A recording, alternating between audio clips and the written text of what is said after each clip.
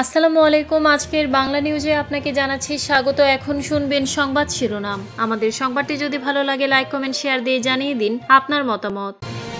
Fascist হাসিনার গণহত্যা রায় ঘিরে একটি মহল নৈরাজ্য সৃষ্টির পায়তারা করছে জানিয়েছেন মির্জা ফখরুল। নির্দিষ্ট দলকে খুশি করতে গোপন শলা পরামর্শে প্রশাসনী নিয়োগ বদলি জানিয়েছেন গোলাম পরোয়ার। ভোটে নিরাপত্তা পরিবেশ তৈরিতে রাজনৈতিক দলের সহায়তা প্রয়োজন জানিয়েছেন সিইসি। ঝাড়খণ্ডে আমদানির উৎপাদিত বিদ্যুতের ৩৪% কেন আমাদের কিনতে হবে জানিয়েছেন রেজভি। বরিশালে হাফ ভাড়া না দেয়ায় বাস টার্মিনালে হামলা ভাঙচুর, সারা দেশের সঙ্গে বাস চলাচল বন্ধ। আওয়ামী লীগ নেতার ছেলেকে আটক করে খুঁটির সঙ্গে বেঁধে মারধর। ফ্যাসিস্ট হাসিনার গণহত্যা রায় ঘিরে একটি মহল নৈরাজ্য সৃষ্টির পায়তারা করছে। বিএনপির মহাসচিব মির্জা ফখরুল ইসলাম আলমগীর বলেছেন, আগামীকাল ফ্যাসিস্ট হাসিনার গণহত্যার বিরুদ্ধে যে ট্রায়াল হয়েছে তার রায় হবে, এ নিয়ে একটা অনিশ্চয়তা, একটা আতঙ্ক সারা দেশে বিরাজ করছে। একটা মহল এটা নিয়ে বাংলাদেশে আবার নৈরাজ্য সৃষ্টির পায়তারা করছে। তিনি বলেন, আমাদের আজকে রুখে দাঁড়াতে হবে।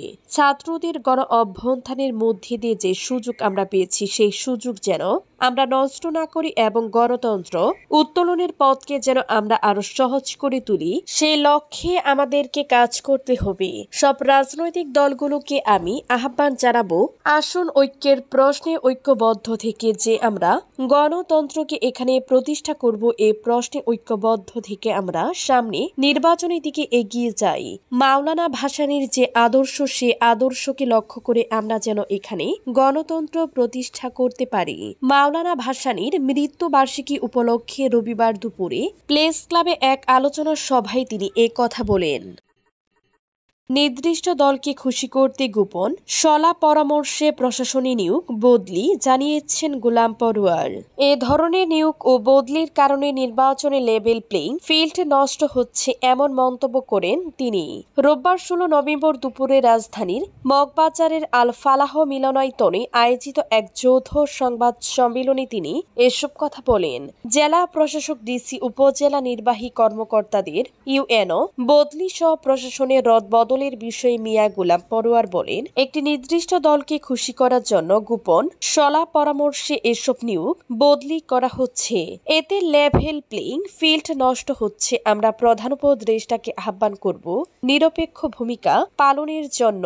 এর আগে সকালে জামায়াতের কেন্দ্রীয় কার্যালয়ে দলটির আমির শফিকুর রহমানের সভাপতিত্বে ৮টি দলের শীর্ষ নেতারা বৈঠকে বসেন। ভোটে নিরাপদ পরিবেশ তৈরিতে রাজনৈতিক দলের সহায়তা প্রয়োজন জানিয়েছেন সিইসি। ভোটারদের জন্য নিরাপদ ভোটের পরিবেশ তৈরিতে রাজনৈতিক দলের সহায়তা প্রয়োজন বলে মন্তব্য করেছেন প্রধান নির্বাচন commissioner CEC M Nasir Uddin. রোববার ১৬ নভেম্বর সকালে রাজধানীর আগারগাঁওয়ে নির্বাচন কমিশন কার্যালয়ে এ কথা বলেন তিনি। নিরাপদ নির্বাচনী পরিবেশের জন্য দলগুলোর সহযোগিতা গুরুত্বপূর্ণ উল্লেখ করে প্রধান নির্বাচন কমিশনার বলেন, সবার জন্য লেভেল প্লেইং ফিল্ড নিশ্চিতে রাজনৈতিক দলের পরামর্শ নিবে কমিশন। নির্বাচনী আচরণ বিধি সুষ্ঠুভাবে পালনের উপর সুষ্ঠু নির্বাচন নির্ভর করে। রাজনৈতিক দলগুলিতে আচরণ বিধি মেনে চলার আহ্বান জানিয়ে তিনি বলেন, খুব শীঘ্রই নির্বাচনের মুখোমুখি হব। সামনের নির্বাচনকে গ্রহণযোগ্য ও স্বচ্ছ করতে সবার সহযোগিতা দরকার। সবার জন্য লেভেল প্লেইং ফিল্ড করতে চাই কমিশন।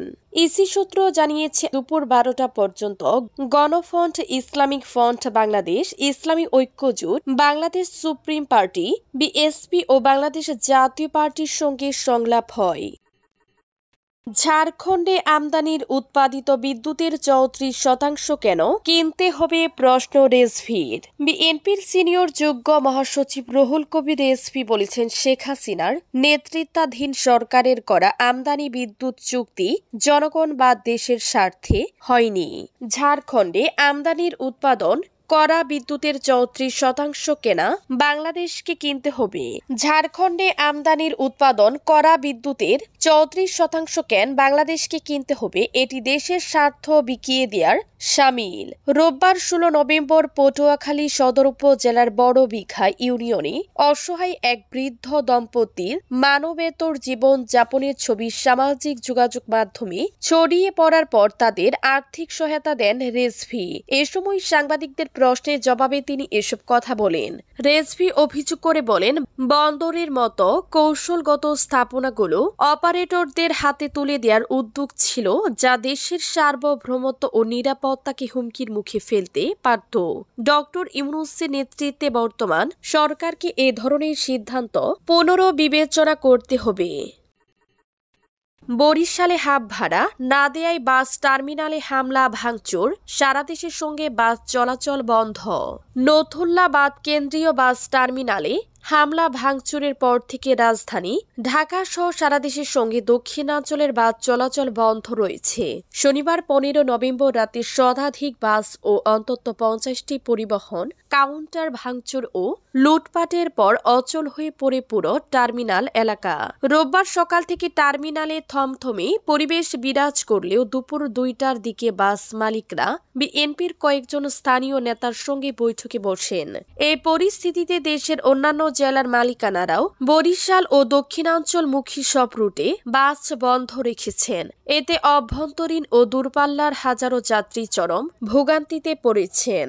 পরিবহন মালিক ও শ্রমিকদের অভিযোগ, শনিবার রাতে অন্তত 100টি বাস ভাঙচুর করা হয়েছে। সড়কে নামানোর মতো কোনো বাসই অক্ষত নেই। আগের রাতে সেনাবাহিনীর হস্তক্ষেপে পরিস্থিতি নিয়ন্ত্রণে এলেও এখনও শঙ্কা কাটেনি। ঘটনার সূত্রপাত হয় শনিবার দুপুরে। সরাসরি বিএম কলেজের এক শিক্ষার্থী বাসে হাফ ভাড়া দাবি করলে এক বাস কর্মচারীর সঙ্গে তার কথা কাটাকাটি হয়। অভিযোগ রয়েছে, বিষয়টি জানতে টার্মিনালে গেলে কয়েকজন শিক্ষার্থীকে মারধর করা হয়। এর জেরে সন্ধ্যায় বিক্ষুব্ধ শিক্ষার্থীরা টার্মিনালে গিয়ে ভাঙচুর চালায়। তারা টার্মিনাল ভবন, কাউন্টার ও বাসগুলিতে ব্যাপক ক্ষয়ক্ষতি করে। এক পর্যায়ে একটি বাসে আগুন ধরিয়ে দেয়া হলেও ফায়ার সার্ভিস তা নিয়ন্ত্রণে আনে। আওয়ামী লীগ নেতার ছেলেকে আটক করে খুঁটির সঙ্গে বেঁধে মারধর। নাটোরে ঝড় ও পাট কাঠির পালায় আগুন দেওয়ার ঘটনাকে কেন্দ্র করে এক আওয়ামী লীগ নেতার ছেলেকে আটক করে গাছের খুঁটির সঙ্গে বেঁধে মারধর করেছে স্থানীয় লোকজন। পরে তাকে পুলিশের কাছে হস্তান্তর করা হয়। রোববার 16 নভেম্বর সকালে সদর উপজেলার কাফুরিয়া ইউনিয়নের চৌগাছি মধ্যপাড়া গ্রামে ঘটনাটি ঘটে। আটক নাজমুল হোসেন ওই গ্রামের ইট ভাটা ব্যবসায়ী এবং আব্দুল খালেকের ছেলে। আব্দুল খালেক স্থানীয় 5 নম্বর ওয়ার্ড আওয়ামী লীগের সভাপতি। সদর থানা ও স্থানীয় সূত্র জানায়, নিষিদ্ধ ঘোষিত আওয়ামী লীগের অনলাইনে ঘোষিত লকডাউন কর্মসূচি রাত থেকে গতকাল শনিবার পর্যন্ত গ্রামে অন্তত 7 স্থানে খণ্ড ও পাট কাঠির পালায় অগ্নিকাণ্ড ঘটে। এসব আগুন দেয়া হয় রাতের অন্ধকারে নির্জন স্থানে। এতদিন পর্যন্ত কারা আগুন দিচ্ছে তা শনাক্ত করা সম্ভব হয়নি। আজ ভোরে নাজমুলকে মোটর সাইকেল নিয়ে সন্দেহজনকভাবে ঘুরতে দেখে গ্রামবাসী আটক করে একটি বৈদ্যুতিক খুঁটির সঙ্গে বেঁধে রাখে।